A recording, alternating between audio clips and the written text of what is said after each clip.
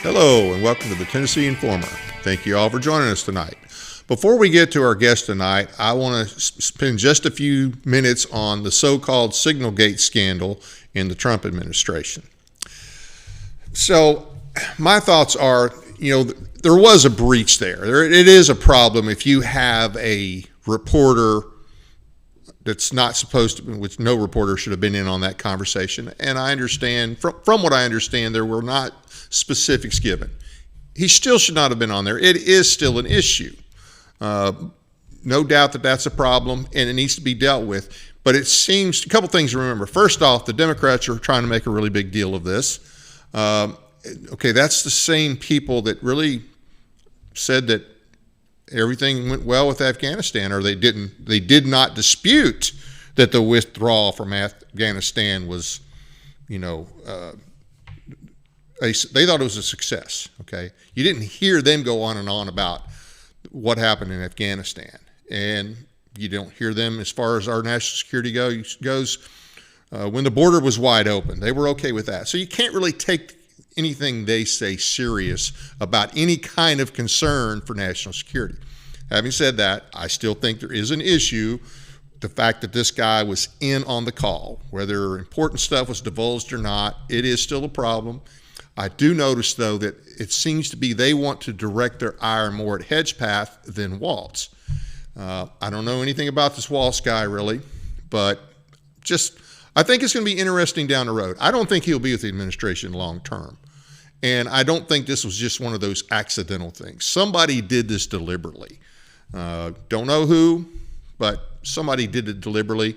So it is an issue. It's not quite the issue they're making it out to be. To me, like I say, the fact that this guy was on there, you got to get to the bottom of that and make sure that kind of stuff doesn't happen again.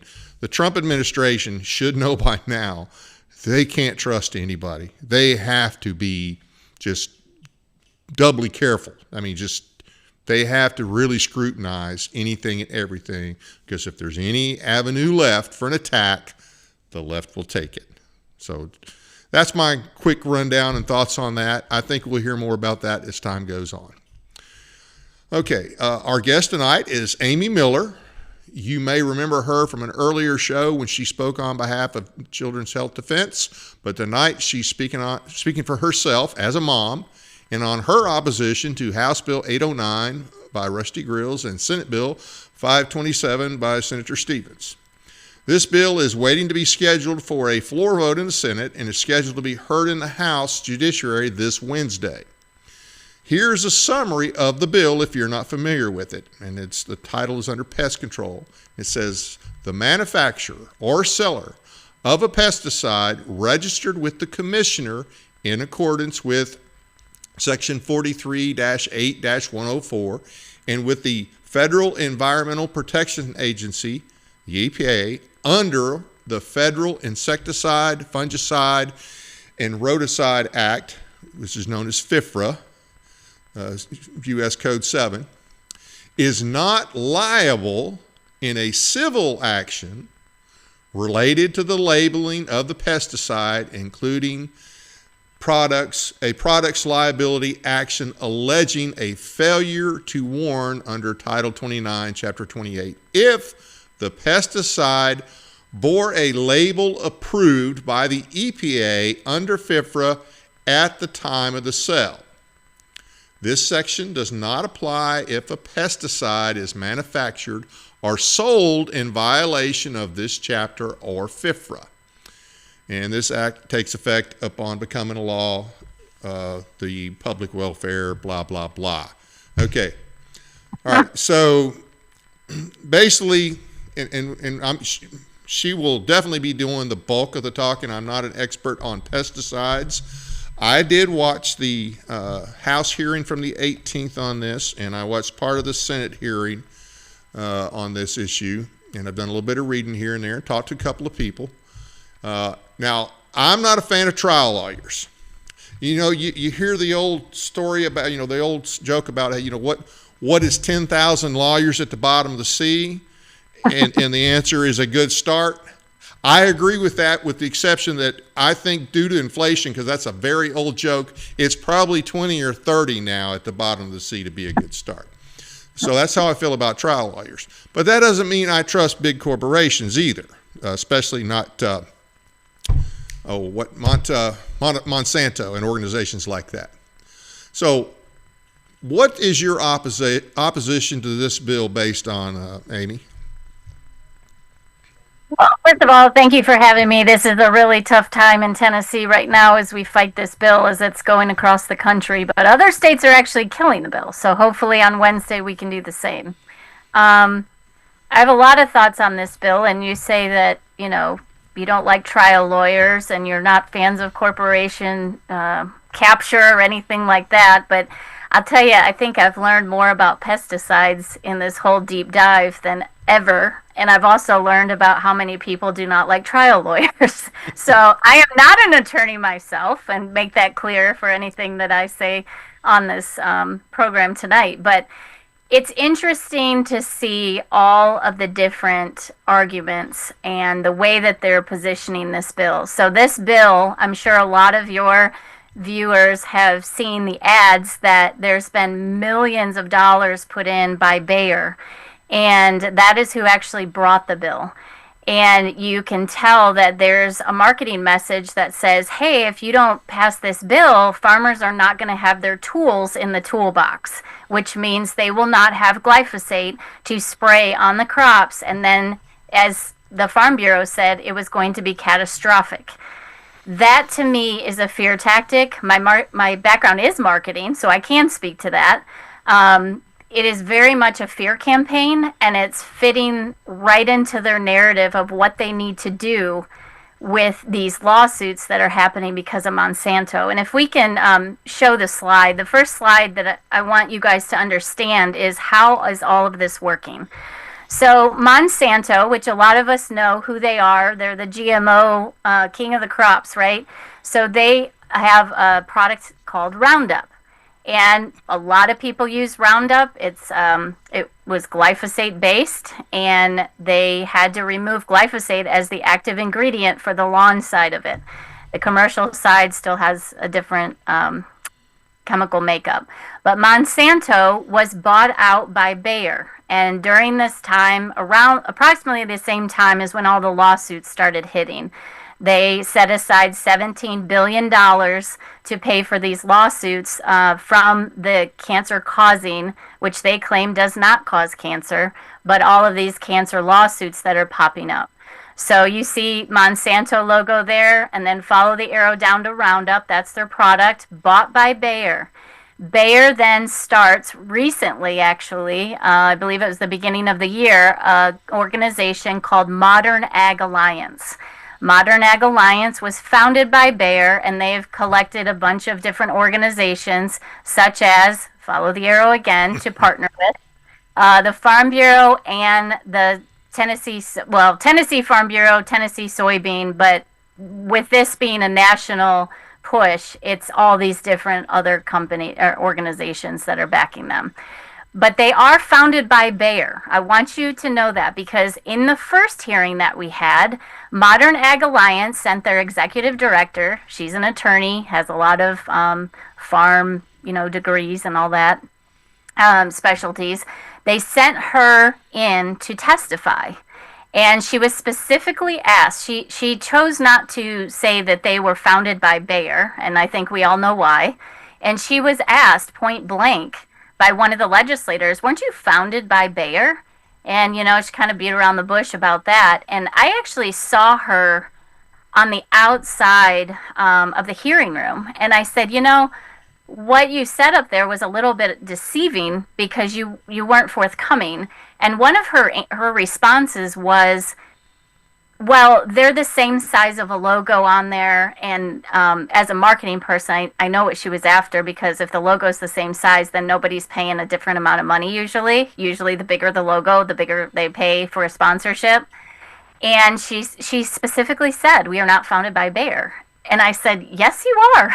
I said, "I see it on your website. It's on your website, founded by Bayer." And if you look now, go to Modern Ag Alliance, it is on there. And so that to me was, why are you hiding behind this? Well, if we continue to follow the arrows, that the Tennessee Farm Bureau, their alliance organizations, the Farm Bureau, which is the biggest lobby in Tennessee, and the Soybean Association, and if you think of soybeans, they're very heavily sprayed with glyphosate. They are the ones doing the bidding for Bayer, also known as Monsanto, in our state. So this is who the bill was originally brought by, being pushed by these Tennessee organizations on behalf of them so that they can get out of these lawsuits. Now, to clarify, Monsanto no longer owns Roundup. That's all Bayer. So does Monsanto still have any play in this?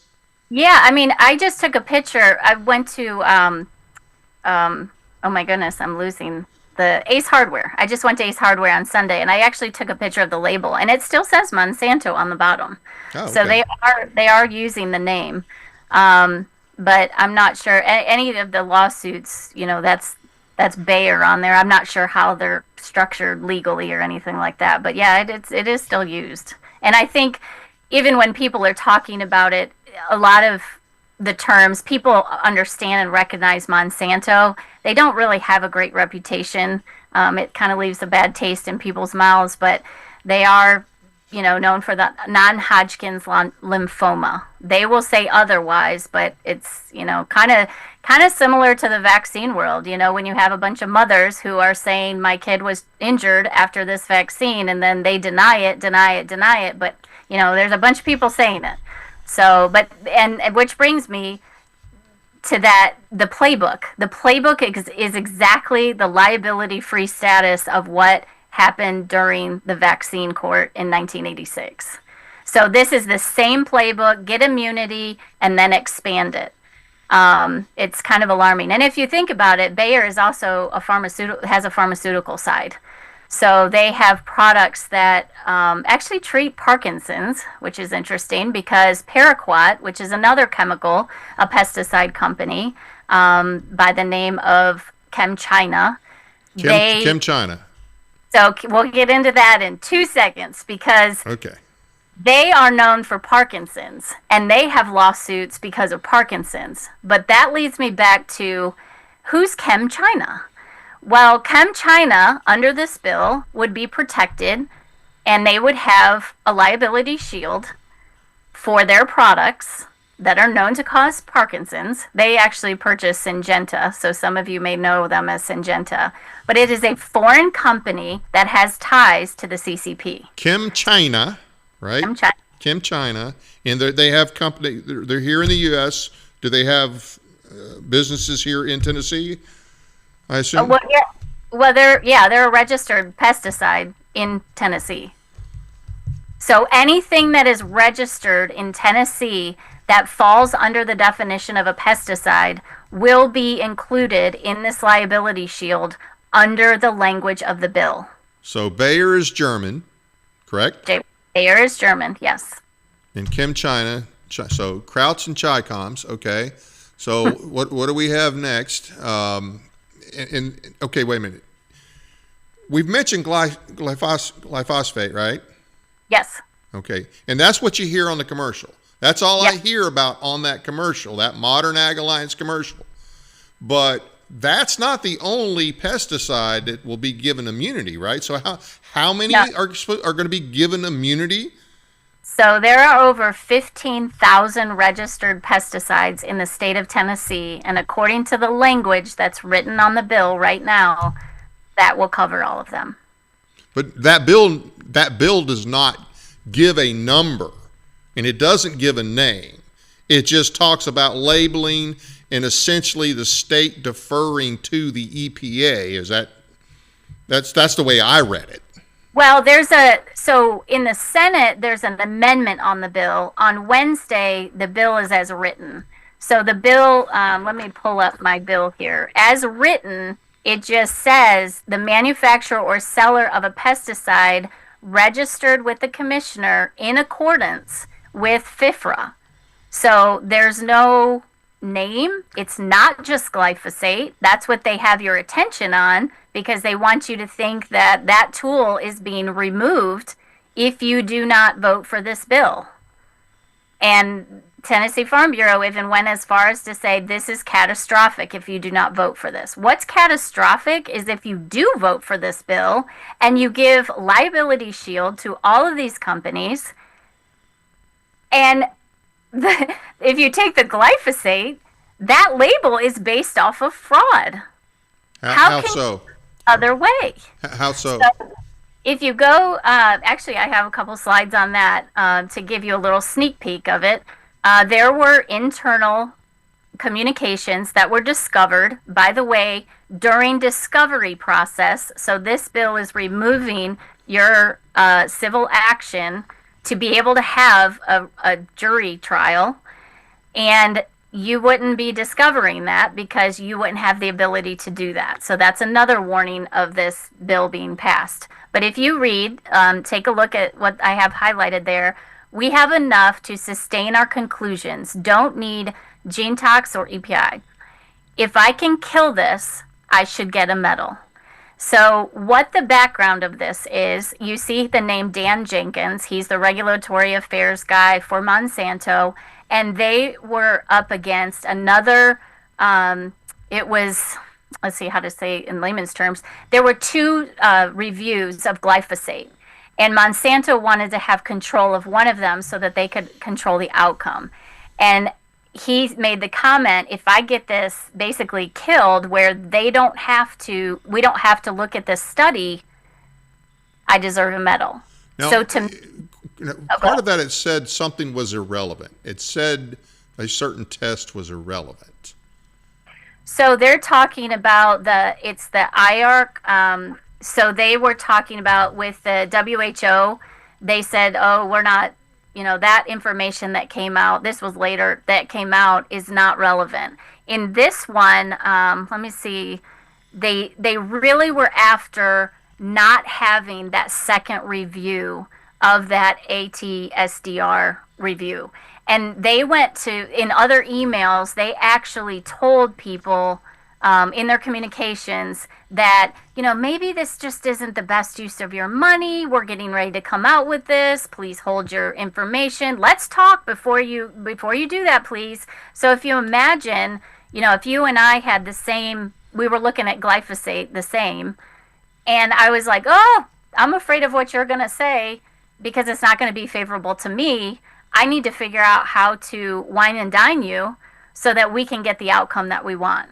That's collusion. That is manipulation. That is not fair science. Now that was Monsanto official Jenkins, and who is he? Who is this written to? So that one, oh my goodness, let's see. There's so many of those emails. That one was written to. It's internal with Monsanto. But they're all saying, if I get this passed, and Donna Farmer is one of the names. Donna Farmer is a toxicologist for glyphosate. She was internal for, there you go, right there. She really was part of the control team of how we need to make the very clear communication of glyphosate cannot be used interchangeably with Roundup. And because Roundup is actually a mixture, it's not just glyphosate. Okay. And they tested glyphosate, and the EPA was talking about glyphosate. That's why I think they have, from a marketing perspective, they want you to keep your eyes on glyphosate, because glyphosate was told, or basically in the end was saying, well, you can't claim that it's carcinogenic. And we'll talk about that. They went a roundabout way of getting that. Basically it was collusion. I mean, it's straight up fraud of what they did. They worked with the EPA to just ignore the human side so that they could not put that it is carcinogenic on their label. And that's the part that I'm really pushing. How in Tennessee are we looking the other way and not looking at the fact that even the courts, and let me read you this. from the courts, it says this is all the way up from this took place. Oh man, there's emails from I think 2003 all the way up to 2022, and they were really fighting. We don't want this warning on the label, and they ghost wrote. They were ghostwriting different studies. They were influencing that so that it would go in their direction. Monsanto was. Okay, on the Roundup or on the glyphosate? On the glyphosate. Okay. And so their product being Roundup, but that was part of it. But the glyphosate was what they were after. So I'm going to read you this. This is from the courts that happened. This is in California. It said on June 17th, 2022, after the briefing had been completed, the Ninth Circuit held that the EPA had not adequately considered whether glyphosate causes cancer, vacating the agency's 2020 determination that glyphosate poses no risk to human health. And then you follow it and it says the Court of Appeals concluded that EPA had failed to follow its own guidelines when reviewing glyphosate, and that substantial evidence did not support the agency's conclusion that glyphosate is not likely carcinogenic to humans. And that's never been overturned, because I know the Ninth has a history of getting overturned if we're thinking about the same Ninth District there. But that is still has been upheld at this point. That has been upheld at this point. So they went around their own processes, the EPA did, and what happened was they basically took out the component of the human testing, I guess. It was very, if you take out the human component, then you don't have to claim things. So how did you do the testing on the humans? I mean, how do you do that? That's above my pay grade, but I'm not really sure. I just know what the request would be now is that we need the human component done. There's a lot of studies that are coming out now that are linking to cancer, the non-Hodgkin's lymphoma, endocrine disruptors. I was just talking to someone the other day in the science world, and she was letting me know about the endocrine disruptors of it's actually creating testosterone in females. So it's going to create confusion there. And again, why are we giving these companies liability shield when they should be fixing their product? If they know and they willingly know and they intentionally know that their product causes harm, they're trying to pass the blame to the EPA to say, well, if they approve our label, we should be fine with that. Well, the label's only as good as the information that the person registering the product is giving them. So right. If they're withholding information or manipulating information, we have a problem. And it's harming people. It's harming people. So do we know why the EPA went along with this? I would just say captured agencies. They go along with it. I mean, think about how big the lobbyists are with Big Pharma, Big Ag, and that's just the way it works. I mean, when I was with Reform Pharma, it's constant. It's the same story, different agencies. It's captured agencies, and that's what seems to be happening right now. But again, we cannot turn our cheek. That is even against who Tennessee is. We have foreign companies trying to get a state law passed. Right. What? Yeah. Yeah, I have a problem with that. I have a problem with, when I listen to that one commercial and it only mentions glyphosate, and then I look, that's not mentioned in the bill, and then I hear that, okay, there's like 15,000 different pesticides out there. So as I'm reading this, unless somebody can tell me different, then I would assume all 15,000 get a pass. And like I said, I'm not a trial lawyer fan, but I think the issue with trial lawyers with civil law, I understand the standard of proof is lower than in a criminal case. And I'm not saying that they should be the same, but it seems to me like the issue to fix the trial lawyers, or at least part of it, is, okay, maybe we make the standard for civil trials higher rather than just give a company immunity, because the three-letter, totally unconstitutional EPA. I mean, there's no constitutional authority for the EPA. I don't know why we're even listening to them. Okay. I mean, that's just another unconstitutional federal agency. And I don't understand why they have the play. I understand we have our own ag department, but it sounds to me like they were just looking for somebody to do they do their own testing? Does the Tennessee ag do their own testing, or they just confer with the EPA? I think they confer with the EPA because they have the upper hand on whether or not your product gets the label. But again, you're submitting the information on the label, and then once you get the label, it's interesting that they want whether things are on the label that could maybe they're not true, things that make the label. And I know of one instance where one of the pharmaceutical companies put something on their label that they were no longer, they had lawsuit after lawsuit, and they had to pull it because it was a false claim. So if you have false claims on labels, or if you withhold information, it can go both ways. Right. So if there's no standard there, why would you take away the discovery process? Why? This is what makes products better.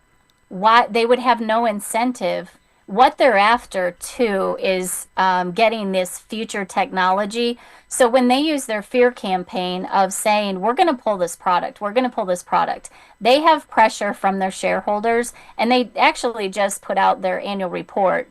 And if you read some of that, it's very telling. So they have a line in there, we might have to pull this product, and they show how they're a little bit concerned with, where these lawsuits have taken, how they need to clean that up, basically. And then also the new administration. They don't name names, but you can tell that they're a little bit nervous. They're not going to be able to get things as quickly as they have before. And they have a bright future ahead of them because they have new products coming out. They actually have, they released a new product, a GMO soybean, that it was released, I think it was in just a couple weeks ago, I think, if that. And if they're going to pull glyphosate, why would you introduce a new product that is glyphosate resistant so that you can keep using that product? Why would you introduce that now? And then the other thing is in 2028, they also have another new product coming out that will either replace glyphosate or in addition to, because glyphosate is actually not able to kill some of the weeds that they've now created with this chemical. So, business as usual for them, right? It sounds like the government. Create a problem, then create a solution. Create another problem, create another solution. Yes, exactly. So I think, again, speaking to the marketing of it, man, you guys have a good thing going. You're going to try to get rid of these lawsuits so that you can look good to your shareholders, clean up your business, and then that's going to be one of their outs for, we have this new product in 2028. We don't really need glyphosate anymore. And, because of all the lawsuits, blah, blah, blah. It plays right into it. So let me ask something about the lawsuits. So do you know how many ongoing lawsuits there are right now with this product? Ongoing, I know there's been over 170,000, and I think I've read two different numbers, like 55 to 60,000, I think are still. So they put 17 billion in their pocket to pay for these lawsuits. Okay. And we have to remember they're making $2.8 billion on glyphosate. Okay. So, work a few days and you got that covered. How many have they lost? Do you know? Are they pretty consistently losing? Yeah, and they just lost another one in Georgia for a $2 billion lawsuit. So the courts are providing the evidence, the harm that's being done. And my question is, when are you going to ask to change your label? When are you going to take up these different studies? And again, that brings me to another point. They're walking around, they meaning the lobbyists and everybody who's supporting the bill, but mostly the lobbyists are walking around saying that these lawsuits need to stop, but our tools are going to be taken away, and we have the what do they say exactly? It's like the label. We should not be penalized for this label because we're not allowed to tell you some things. That's what I wanted. That was my next thing, the label. I remember hearing somebody I did listen to part of the hearings, and somebody said this is the label they made it sound as if they didn't have any control over the label. Yeah, well, if they're going to pass the burden to the EPA, guess whose bill it is? Taxpayers. So that sounds great to them. We'll get off the hook, put it on the taxpayers, and then we'll continue making future products. And that's another thing in their annual report, how much they want to do future technology and need to be protected. Didn't they say, and maybe I misunderstood this, but that the EPA wouldn't allow them to put it on there? Mm-hmm. As if, so they're trying to insinuate that, well, we wanted to put it on there, but the EPA said we could? Is that what is that their claim? Yes, that is their claim. So are they admitting that it's a problem? Well, we have heard that over and over and over, how much they should not. It's almost the poor me case. Well, I tried to get it on there, but they wouldn't let me. I mean, that's what it sounds like. And my question is, with all the studies that are out, because this was one of the latest things that we heard. This is only based off of one study, which was part of the WHO, and how they had a study that said it's probably carcinogenic. Well, let's bring in the emails that are really conflicting on how they are working to ghostwrite, to manipulate, to interfere. Let's bring all of that in, and then let's really ask the question, did you really try to get that on the label, or did you really try to not get that on the label? Yeah, well, if you say that they won't let us put it on there, you're admitting that something is wrong, though. I mean, there wouldn't be anything to put on there if something doesn't add up there. And if they're asking for it, they should have the science to back it up, because when you go and say, hey, we have updated information, here's the background of why we're asking this to be updated. I don't. What's the state commissioner of ag, what's their position on this? Because if they're being told, if this private company is saying, well, the EPA wouldn't let us put this on there, what is the state saying? Well, the EPA won't let you put it on there. Okay, I guess we're okay with it. I mean, the state still has a responsibility, State Ag Commission, have they done testing on this? Have they said, hey, well, let's see, is there something here, or is it just more BS from the WHO? I mean, I don't know. It sounds to me like they're just going along for the ride. Well, they asked in one of the earlier times, the Department of Ag, they asked, and she said that they're not, the lobbyist said that they're not really, well, she's a commissioner, I think, for the Department of Ag, but she said, I'm not really up on this. We don't really, we're not really speaking to it. We'll do whatever the EPA tells us to do. Well, and I think you've got, with farming, it's so big here that we need these, right? They've made these farmers dependent on these chemicals, and it's the big farmers that are speaking out. And I will tell you that we've spoken to several small farmers, and I mean like 200 acres, regenerative farmers, small farmers, and we've also talked to some farmers that are even switching a little bit, like from conventional farming to trying to do some more regenerative farming. And we were told we cannot speak out because it could affect us. In what way? Once again, we have the same issue. Remember back in COVID, you had these doctors who, I think of Dr. Merrick in particular. He was like the world-renowned doctor. He was second most published in the world. He had all these things, protocols, and he was great. And then one day he said, hey, ivermectin and hydroxy can help you. And the next day he was completely discredited, lost his job. That's what I feel like this is. If you are a regenerative farmer, it's almost like, yeah, you're not a real farmer. We need. So what's the cutoff for a real farmer? You got what certain amount of acreage? Is that you got to have 3,000, 5,000? What is it? I think from just my observation, I think it's you need to use the chemicals. You need to be whatever the big ag narrative is, however they farm, and you need to make sure you're feeding the world. They do not. You cannot get anywhere with we've got to feed the world. We've got to feed the world. And matter of fact, the not Monsanto, the Modern Ag Alliance and Bayer, actually it's on Bayer's website. They say that they are going to do regenerative farming now. And you know what they're going to do with it? They're going to scale it. And if you know anything about regenerative farming, it's not about scale, it's about duplication.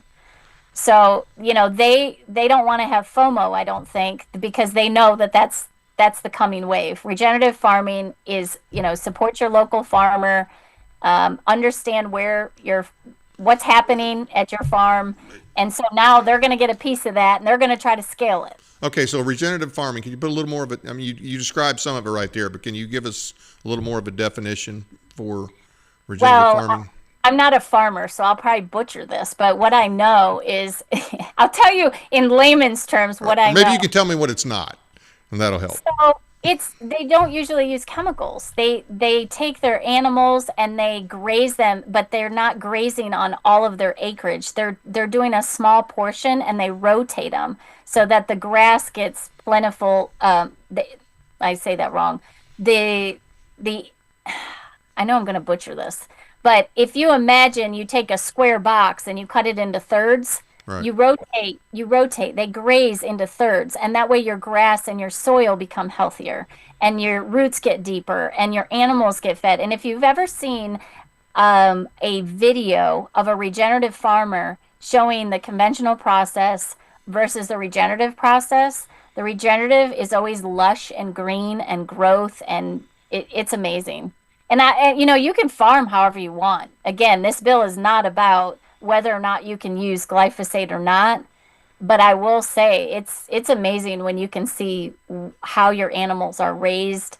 And just personal experience. We have pigs now, and I actually was trying to look up a video, and I saw the conventional farming of pigs, and my face says it all right now. I was appalled, actually, with what I saw. So the bill, it basically just provides protection from the company. It doesn't stop, if the bill passes, it's not like, okay, we're going to outlaw.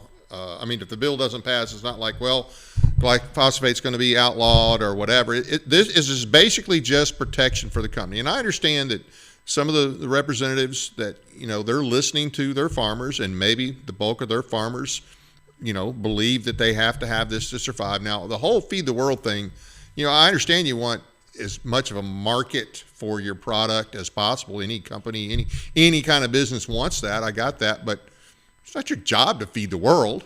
Okay. No. That is, I guess that's nice for, financially, but that's not your job to feed the world. Anyway, I know that's not the big overall theme here. No.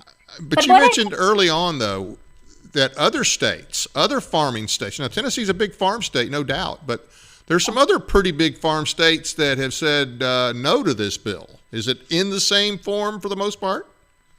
Yeah, some of them, even Missouri has one right now, and they specifically say cancer. So that's another reason we know Bayer's behind this. They're trying to stop cancer lawsuits. So that Missouri, Oklahoma just killed their bill. They are definitely in alignment with what President Trump wants, and they want to make sure that they're pulling chemicals out of the food. And I don't know if you know or not, but glyphosate is found in just about everything. It is found in your food, in your water, even in breast milk. So it is getting everywhere, and it is, it's time to look at the studies. They're out there. Right. So there were some other big farm states that have passed. I think you mentioned Nebraska. Yeah. Wyoming and Iowa, actually, they passed it in the Senate, but the word is that they're absolutely going to kill it in the House. The House has no desire to do this, and they've killed it for 2 years in a row. So if you think of Iowa, that's a real big farm state. Now, Georgia passed it, but they passed it, but we're waiting. The governor has to sign it, and he didn't sign it right away. But, who knows? That's the first state to actually pass the bill and is waiting on the desk of the governor. Of course, Georgia has just about as many reptiles in their supermajority as we have in ours, so it shouldn't really be that big of a surprise. I put a little more weight on these other states, these other big farm states. So it's not a slam dunk that oh, well, all the farmers everywhere are in agreement that we need this.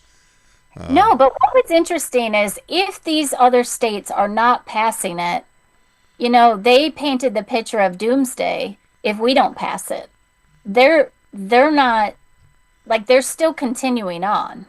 Right. They're not, they're still a state, they're still farming, they're still able to get glyphosate, they're still able to get other products. This, like I said, it includes paraquat, it includes all these other things that you can use. But again, the bill does not take away the tool. Right.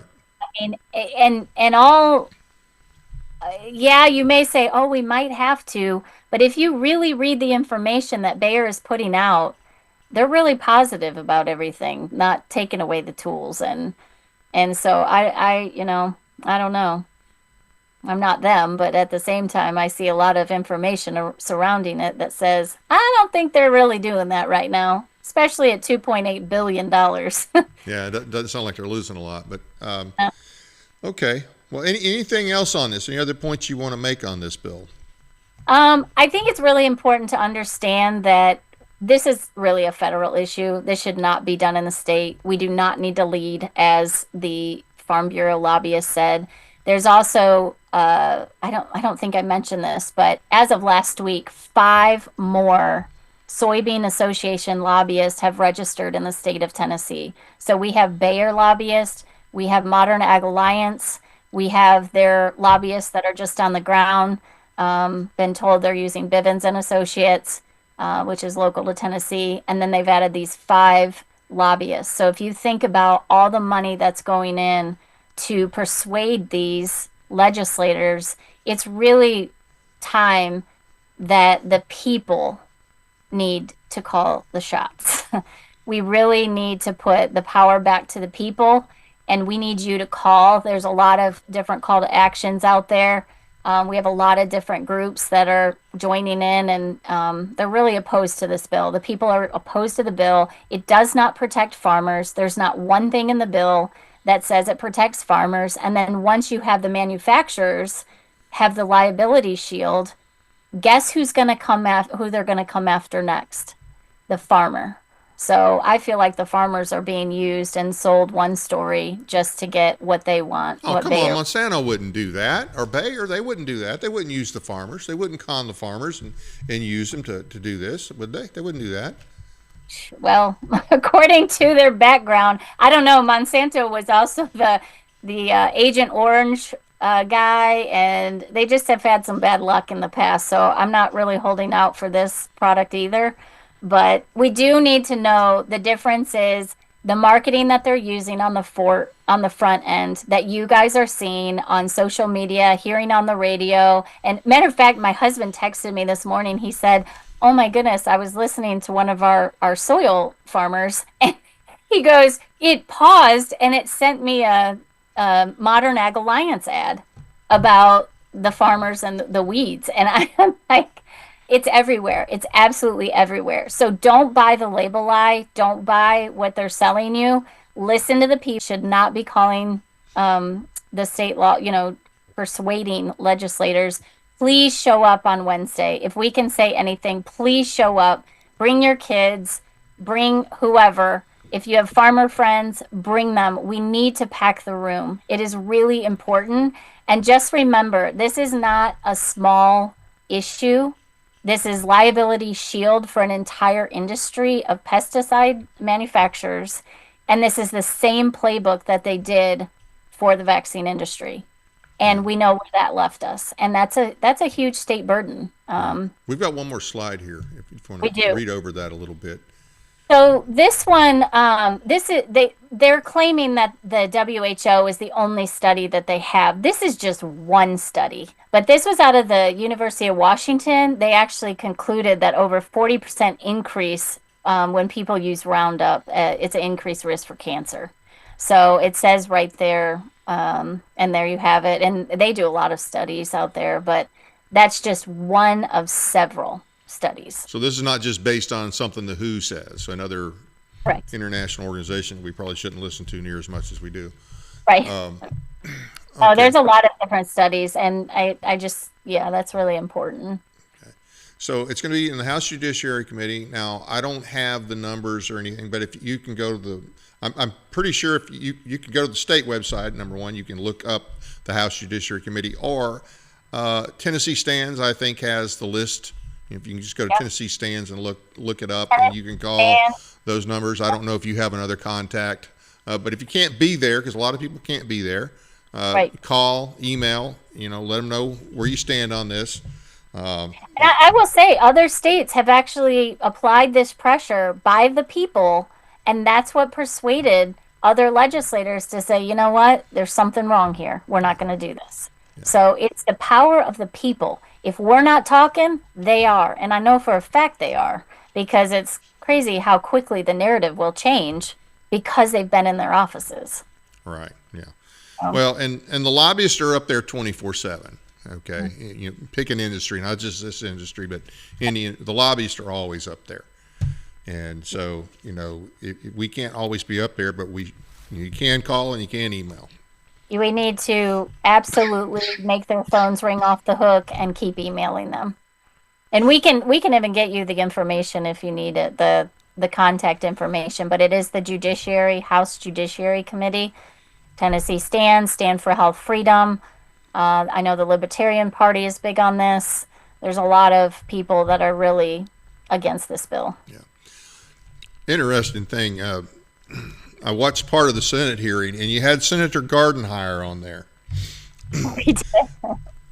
Now Gardenhire, that guy really needs to go. But anyway, we're talking. It's funny because they're talking about the trial lawyers, and Gardenhire up there, and Gardenhire is supporting this legislation.